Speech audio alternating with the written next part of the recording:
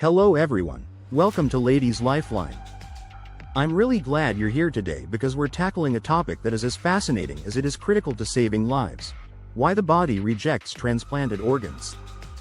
Watch this video until the very end so you can absorb all the vital information I'm about to share. Once you finish, please share this video with your loved ones and subscribe to Ladies Lifeline for more honest, clear, and life-saving advice on health and wellness. Organ transplants have revolutionized modern medicine and saved countless lives, offering a second chance to those suffering from failing organs. Yet, despite the tremendous advances in surgical techniques and donor matching, there is one major challenge that continues to affect transplant outcomes: the body's natural tendency to reject a transplanted organ. This phenomenon, which might seem like something out of a science fiction movie, is actually a complex and highly evolved process built into our immune system. Today, I want to explain what happens when your body perceives a new organ as a threat, how it responds, and what medical professionals do to prevent this rejection from turning a life-saving procedure into a life-threatening emergency. Let's start by looking at the basic role of the immune system. Our immune system acts as the body's internal security team, continuously monitoring for any intruders such as bacteria, viruses, and other harmful agents. Its primary mission is to protect us by identifying and attacking anything that it does not recognize as a natural part of our body. When an organ is transplanted, it carries with it tissues and cells that, no matter how similar they may be, often differ from those in the recipient's body. The immune system is finely tuned to notice these differences, and in response, it launches an attack against what it considers a foreign invader. This response is what we refer to as organ rejection. It may help to think of the immune system as an advanced security system that uses detailed facial recognition. If it detects a face that does not belong, no matter how slight the differences, the system raises an alarm. In the case of organ transplants, even when the donor and recipient are closely matched in terms of blood type and tissue markers, there are always subtle differences that can trigger this alarm. When the immune system is activated in this way, it releases a cascade of chemicals, mobilizes white blood cells, and sets off an inflammatory response aimed at attacking the transplanted organ. The outcome is that the new organ, which was meant to save a life, begins to suffer damage as the body treats it like an unwanted intruder. Now, it is important to realize that not all rejection episodes are the same. In fact, medical science has identified several different types of organ rejection, each varying in how quickly it occurs and the severity of its impact. One of the most dramatic forms is what we call hyperacute rejection. This type of rejection occurs within minutes to a few hours after the transplant surgery. In hyperacute rejection, pre-existing antibodies in the recipient's blood recognize the donor organ as foreign almost instantly. This leads to a rapid and violent immune response that causes widespread clotting in the blood vessels of the new organ, essentially cutting off its blood supply. As a result, the organ becomes immediately unusable. Although hyperacute rejection is rare these days due to improved donor-recipient matching and rigorous pre-transplant testing, it still serves as a stark reminder of how vigilant our immune system can be. Now let's talk about a slightly less immediate form. There is acute rejection. Acute rejection typically occurs days to months after the transplant and represents the most common form of rejection seen in transplant patients. In acute rejection, the body's immune system gradually begins to recognize the donor organ as foreign and mounts a slower, more persistent attack. The symptoms of acute rejection can vary but often include fever, pain over the transplanted organ, swelling, and decreased function of the organ in question. For instance, if someone has received a kidney transplant, they might notice that their urine output decreases or that they start to feel unwell in general.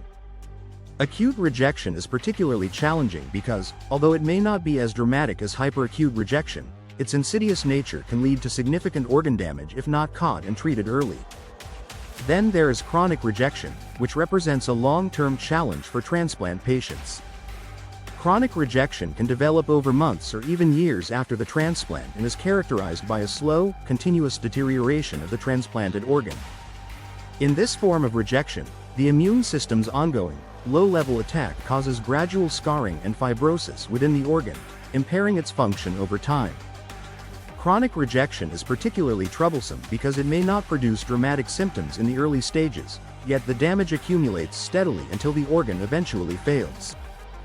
This is why patients who have undergone organ transplants often require lifelong monitoring and treatment to keep their immune response in check and preserve the function of their new organ.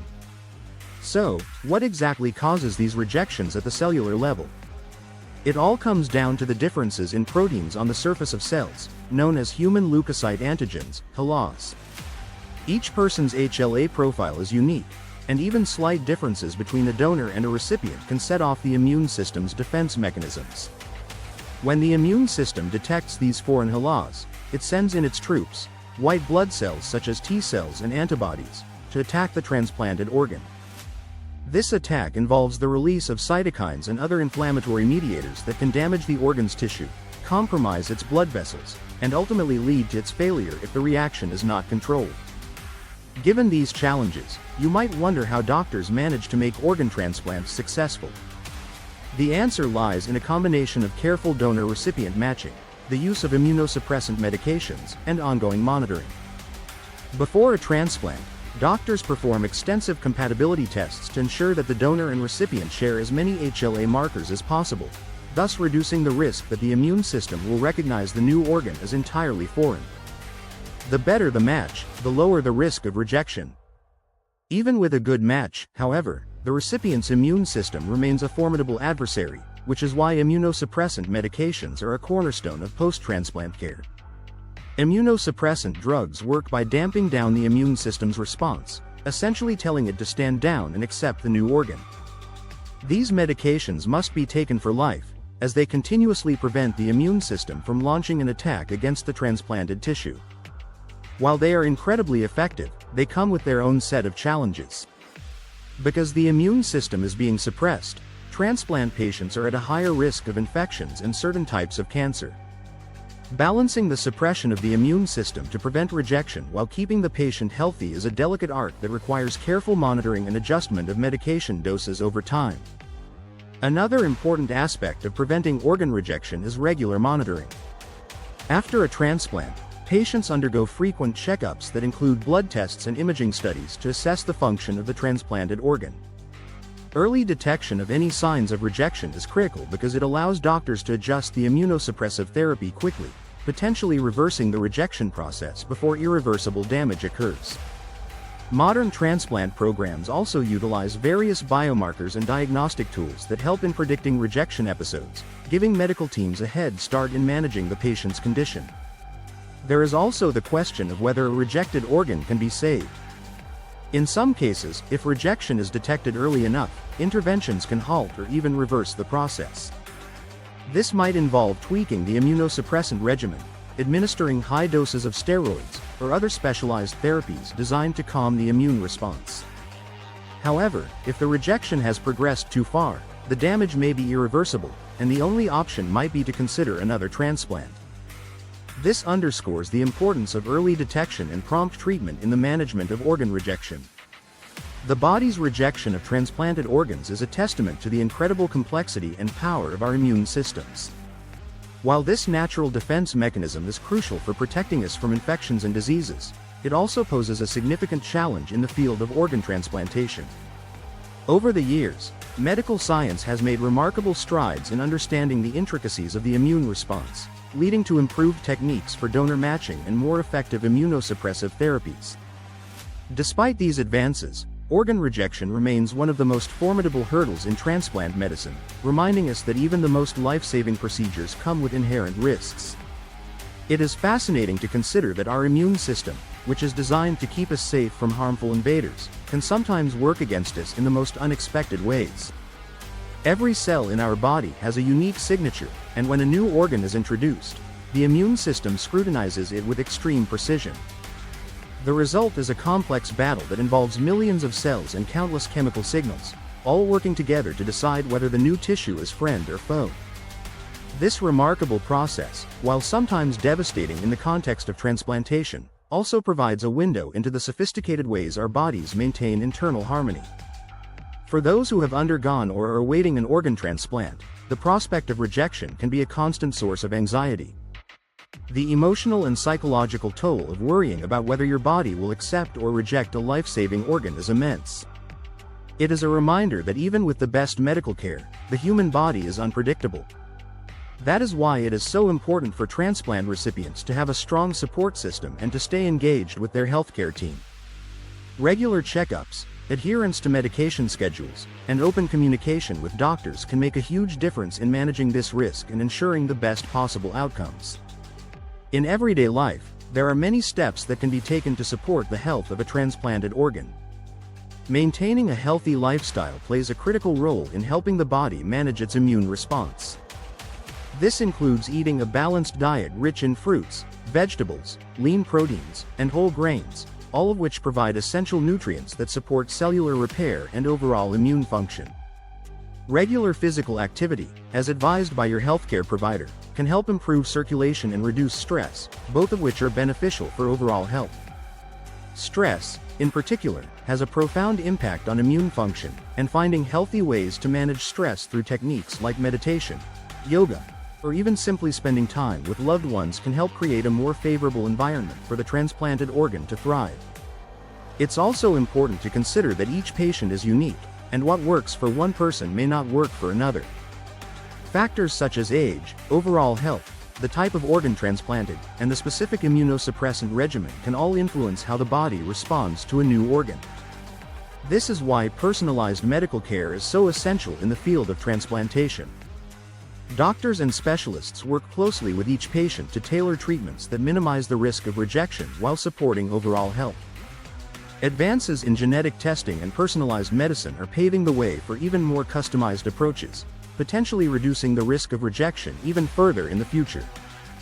The concept of organ rejection can seem overwhelming, but it is also a reminder of the incredible resilience of the human body and the lengths to which modern medicine will go to save lives.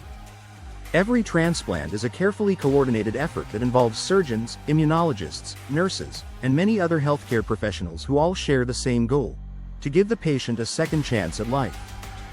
The success stories that emerge from transplant centers around the world are a testament to the power of collaboration and the incredible advances that have been made in this field. While challenges remain, the ongoing research and innovation offer hope that one day, the risk of organ rejection will be significantly minimized. The more we learn about the immune system and its responses, the better we can develop strategies to prevent rejection. Researchers are constantly exploring new ways to modulate the immune system so that it accepts transplanted organs without compromising the body's ability to fight infections. Some of these promising avenues include cell therapies, tolerance induction, and advanced immunosuppressive drugs with fewer side effects. Although these methods are still under study, they hold great promise for the future of transplant medicine. Thank you for joining me today and watching this video until the end. I hope that you now have a thorough grasp of why the body rejects transplanted organs, the types of rejection that can occur, and the strategies that doctors employ to keep the immune system from turning against a life-saving organ. If you find this video helpful, share this video with anyone who might benefit from this crucial information, and don't forget to subscribe to Ladies Lifeline for more reliable, well-explained advice on health and wellness. Every bit of knowledge you gain helps build a safer, healthier future for yourself and those around you.